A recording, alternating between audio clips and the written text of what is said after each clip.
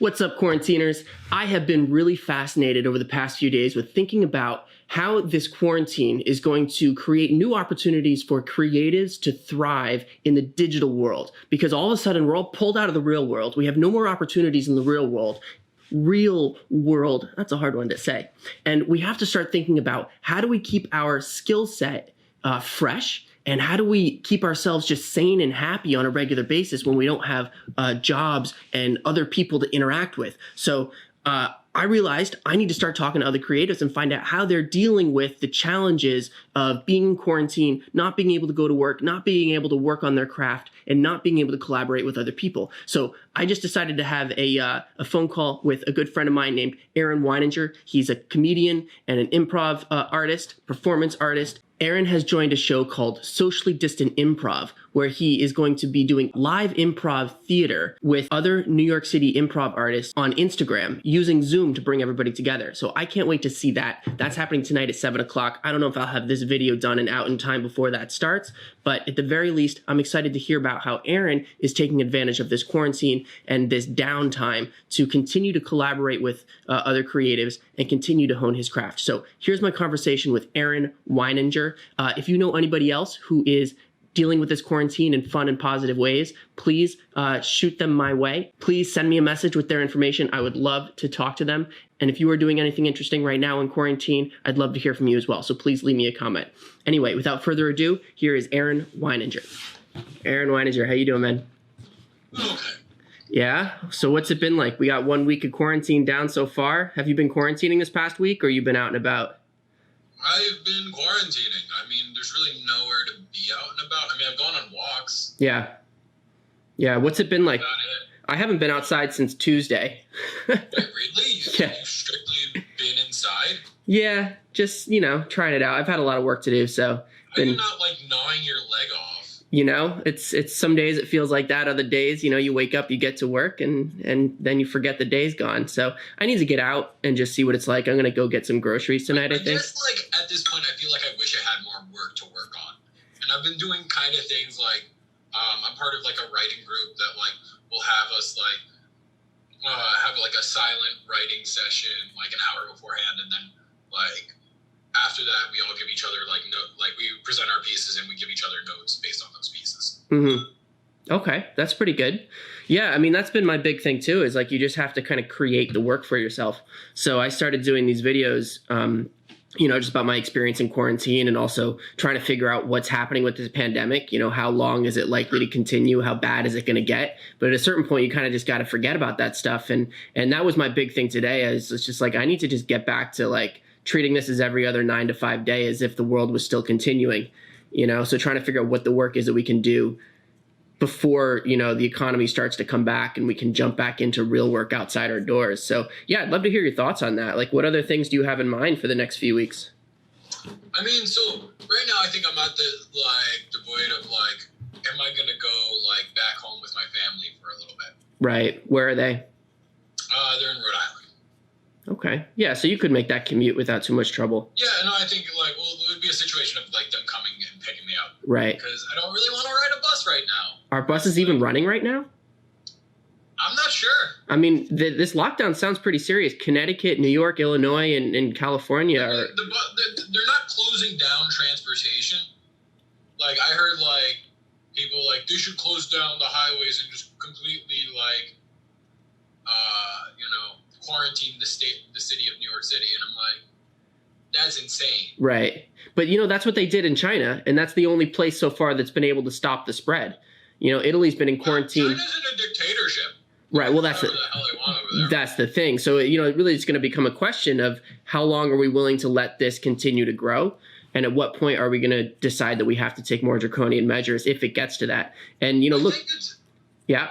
I don't know. I was having this discussion with my friend the other day.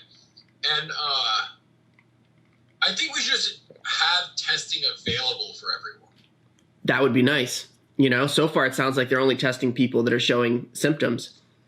They're not even testing everyone that's showing symptoms. Yeah. I had a friend who got it. Really? Yeah. And they didn't test him. What's his experience been like? I can actually read the post he put up. Hold up. Because I found it very interesting, like his experience, and I hope he like doesn't mind that I'm sharing this. Hold on one second. Well, you don't have to name him. Yeah, I'm not gonna name him. Or her. It's a him. I like your background. Yeah, no, that's from a short web series that I was in. You can actually see my face right Oh, wow, look at that. That's so spiffy, though. I've never seen kind of the green screen action done before. I guess that's a Zoom feature? Yeah, it is. It's really, like, it's been useful because, like, my room's not the cleanest right now. So it's like, I don't want to, like, give people a view into that. Right, you know? right. No, that's pretty cool. Like, if anything, this, like, epidemic has taught me is, like, how great of a app Zoom is. For sure. That's been the biggest thing that I've noticed. I think it's one of the few stocks on the stock market that's actually been going up these past few days. Well, for sure. And people are buying, like, pro accounts and stuff because they're right. like, oh, this is great. Yeah, it's impressive. I think that we're going to learn a lot about how we're able to continue to do work in a situation like this. And I think it's really going to change the way we work going forwards. You know, because I think, like, yeah, telecommunications and stuff, it's not going to change the service industry. No, for sure. That's got to be done in person. Learning anything is that the service industry, like, relies on, like, live guests. Like, it can't survive alone on deliveries and orders, you know? Right. So, yeah, that's not going to be able to last long. I mean, you see people posting on Facebook, small business owners and restaurants talking about how they're basically going to go out of business if they don't get a lifeline from the government. So it's going to be interesting to see how that industry picks up on the other side. It may just, be starting over from scratch in many ways. And that's going to be kind of terrifying to watch. Yeah. I don't know. I have my friend's experience up right now. He's like, my COVID experience is a significant and insignificant. It goes sore throat, coughing by Wednesday, fever by Thursday, full body fatigue by Friday, full body pain by Friday night, back to sore throat on Saturday. And he goes, I just put my head down and worked all week to ignore what was happening in my body. I didn't get tested because I heard of too many people with mild symptoms getting turned away from tests. And I would have taken a valuable hospital gown and mask, and worse, put others at risk. You're welcome, everyone canceled plans with last week, or whom I hung out virtually instead. And thank you for the delivery people who put their lives on the line to bring soup.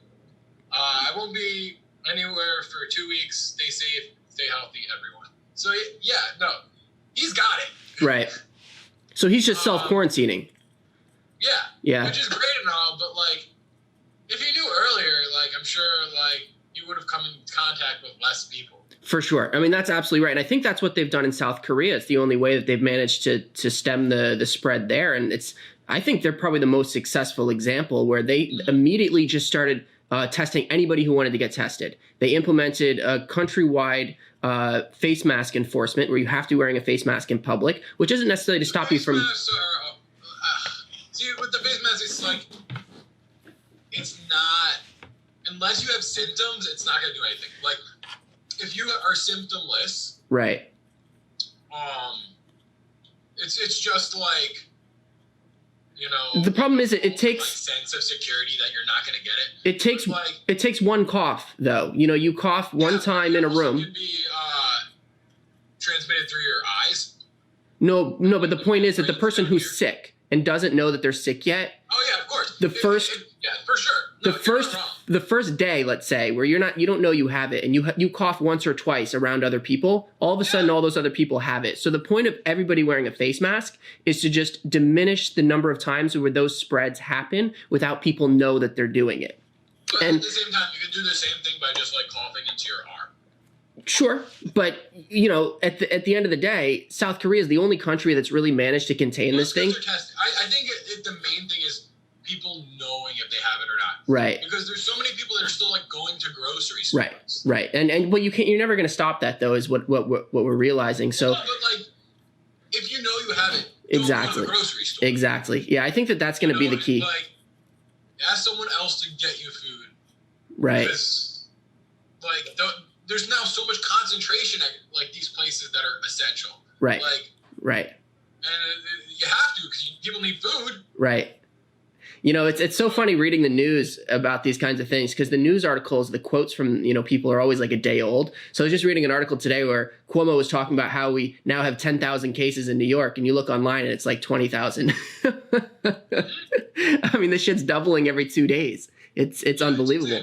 And death toll's already in the hundreds. Yeah. So it's like, Yeah. I expect it like to reach 1,000 by the end of the week. The death toll, yeah, for sure. Because the death toll, New York City. the death toll is lagging a good 10 to 15 days behind the active case numbers, because the people dying are the ones who got it 15 to 20 days ago. So it's going to be crazy to see in 2 weeks, once we have these 10,000, 20,000 cases and people start dying from them. That's going to be a lot of people. Sure. Even at 1%, that's a lot of people. So, yeah, I mean, it's hard not to get distracted by this every day, but I'm just really trying to focus on, what are the things that I can be doing to help grow my business and position myself so that when this comes out on the other side. So for me, it's been about, making these videos every day just to keep myself fresh in terms of like editing and shooting and producing, reaching out to other people to network, find out what other people are doing, stay in contact with people, developing the marketing materials for my business where I reach out to clients. I do a lot of event work, with photography. So I'm going to be, hopefully, as soon as this thing starts to, people start going back to work, I want to start emailing people and connecting with them. But then the biggest thing is just to stay busy with work that keeps you, creating. Is that how you like find yourself being able to like stay like calm? Yes. I mean, it not so much that it's more just, it's a necessity really, because otherwise I think, but at the same time, you need to like focus on mental health. For sure. A lot of this can be incredibly taxing. For sure. And I'm self-quarantined by myself. I don't know about you. Are you with other people? You have roommates? I have 2 roommates. And you guys are interacting with each other, I assume. Yeah, I mean, we use the same kitchen and stuff. Right, so but it's basically whatever they expose themselves to. Right. It's kind of like I'm also being exposed to. And like every morning, I'm like, that I wake up with a sniffle. I'm like, did I get it? I keep tracking myself, because as I'm doing these videos, I'm talking a lot, and then my throat starts to get dry, and I'll cough. And I'll be like, oh no, is that it? Is that the beginning?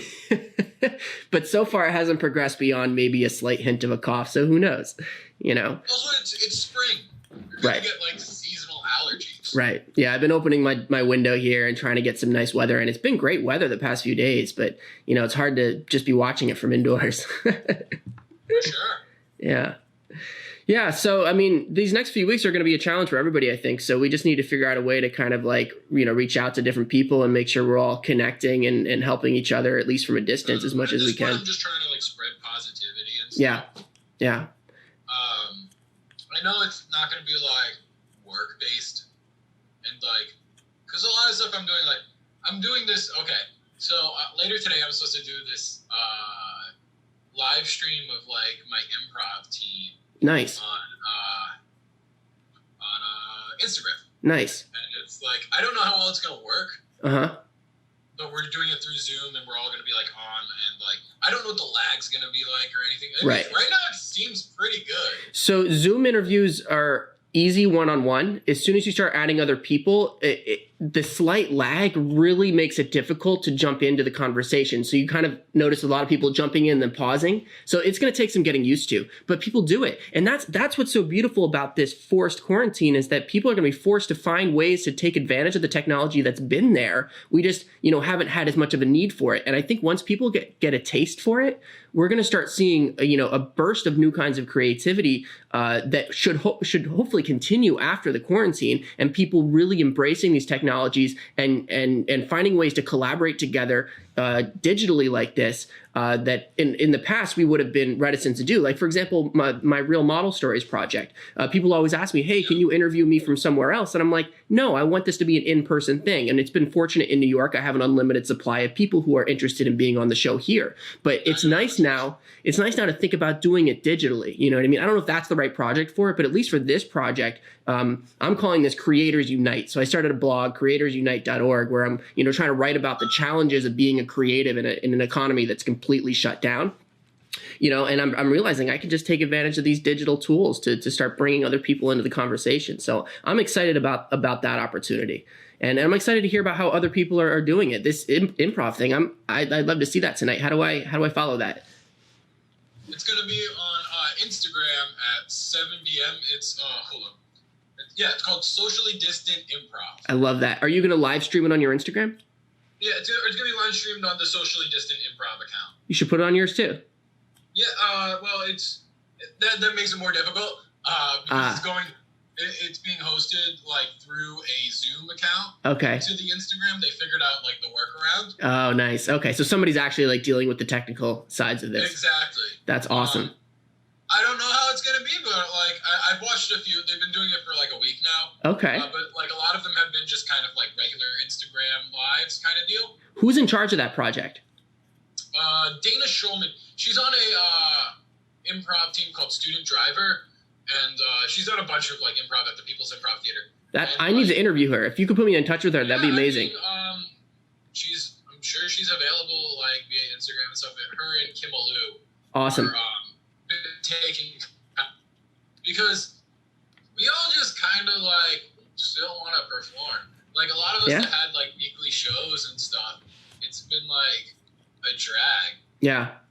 The hard part right now is like getting an audience, because I noticed like a lot of these have like only like 4 viewers at a time. You know, but that's the thing with this kind of stuff is you just have to do it because you need to do it. And the audience, if you do it long enough, the audience will come, because there's a huge appetite right now for people at home with nothing to do, looking for new forms of content to consume, because all the TV shows have stopped. You know, even the network television is having trouble producing the things that they're producing. Well, for sure. It's all going to be like reruns at a certain point. Exactly. So any creator who's ready to take advantage of this opportunity and say, I'm going to just start doing it, I'm going to just start putting stuff out every day, even if it's not like top notch, at least you're practicing, you know, at least you're doing something. And it's like things need to start at a certain place to like get to a better one. That's right. You know, one thing I've learned is that I call it the long tail of building an audience. And the long tail is the beginning of the exponential curve. You can see it if you look at any of these graphs that are showing the growth of COVID-19 in any area. You have this long tail where not much growth is happening.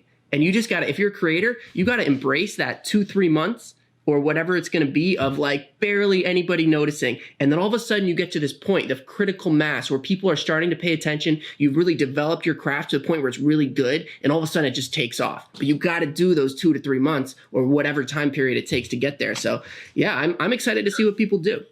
I know. I mean, as a start of like a lot of things, a lot of it's going to be bad. But that's the beauty of it. You know, if you want to be a successful creative, you got to love doing the bad parts of it where you suck. Yeah, no, and it's just like, I don't know. I guess like it's trying to find what's going to land. Yeah. And maybe it doesn't at all. You know? Like, that's still kind of like a risk that's out there, is that like, maybe none of this works. Right. Maybe, you know, it's us just kind of tooting our own horn, but like, I don't know, live streamers made it work. But the point is like that guys like Ninja and PewDiePie have made careers on like live streaming stuff. So the point is though that, you know, in the regular world, the reason a lot of us didn't do this is because we had better opportunities in the real world. You know what I mean? So we didn't waste our time being bad at live streaming when we could be good at something we already had available to us in the real world. But now that we have this opportunity in front of us where we don't have any options in the real world, we have to take advantage of whatever the digital world has to offer. Hey, we've got, you know, 2 weeks to 2 months of time to really get good at it. And if people can, you know, really embrace that and come out the other side, all of a sudden being a really good live streamer, I think that that's going to be a fantastic asset in the new economy that comes out on the other side of this. This is when I start a Twitch account, you know? You know, maybe. I got to look into Twitch. Maybe that's my calling. That's it. Like my wit and my improv and like all that stuff that I do, like that's really just like twitching, and like maybe like I just need to figure out what to do on a Twitch channel since I'm not like a big video game player. Yeah, right.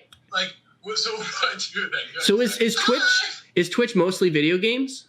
Yeah, it's a lot of like video game streamers, in real life streamers that just like go to places and like either like do like pranks or like look at this mountain, whoa, you know.